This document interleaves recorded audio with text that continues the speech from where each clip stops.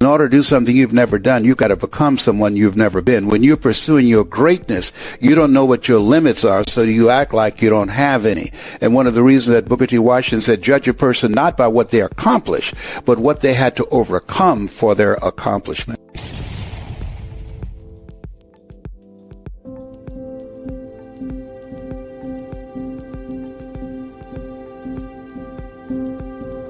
This Les Brown that you now see, I had no idea that he existed. I was born in an abandoned building on the floor. I'm adopted. When I was in 5th grade, I was labeled educable mentally retarded. I split back from the 5th grade to the 4th grade. I failed again and I was in 8th grade. And given my environment and circumstances, I have no college training. The story I was born into and I embraced was that I was supposed to be poor. But it was not conscious, it was unconscious. How people live their lives is a result of the story they believe about themselves. In the 11th grade, Mr. Washington, he said to me, young man, go to the board and work this problem out for me. And I said, I can't do it. And he said, don't ever say that again. Someone's opinion of you does not have to become your reality.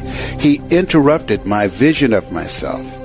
And as a result of his example and the input, review, repetition, and reinforcement of that concept and how he held me in his eyes when he looked at me, I was able to die to who I was and depart from the story that I bought into. Even if you are told a lie, faith comes by hearing and hearing and hearing. You hear it often enough, it becomes your reality. Perception, not challenged, becomes real for you. And so there was no one to dispute what was said about me, and I bought it. He interrupted that vision of myself, and as a result of that, I began to become a different kind of person. I remember when Tony had an infomercial sponsored by Gunther Rinker, and they spent millions of dollars. How do you turn your dreams into reality? For 2 decades, some of the most successful people in the world have turned to this one man, Anthony Robbins, to get results. Using entertainment and education, his extraordinary teaching style has captivated millions of people across 61 countries, from Russia to Germany, England. And it was a blessing for me that they rejected me because I have the complexion of rejection. He has the complexion of connection. And so they said, oh, we don't believe a black guy can have appeal to the American public. I was so furious with that because of how I was rejected by Gunther Rinker and those guys. I said, I don't have millions of dollars, but I got a story.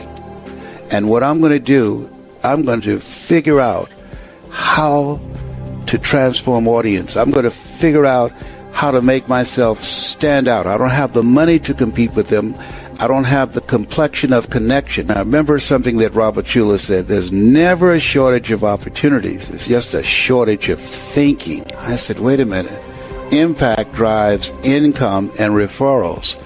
I'm going to focus on training and developing a method and technique to transform people's lives individually and collectively, as Mr. Washington did for me. We all have an energy signature. There's certain people, when I speak, I'm going to reach them. There's some people that will hear both of us, but there are some people, because of your energy signature, that when you speak, they will hear you not just in their ears, they're going to hear you in their heart. And as a result of them being in your presence and under the influence of your voice, when they leave your presence, you will inspire them. I had a guy he texted me the other day. He said, I was in a very dark place and I heard your voice and it brought me out into the light. Yeah. When I spoke in the Georgia Dome, I went to the bathroom 7 times. They knocked on the door. Brownie. I said, what is it? Come out, man.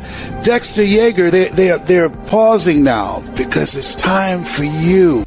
And I made a mistake. I looked out at the audience and I panicked.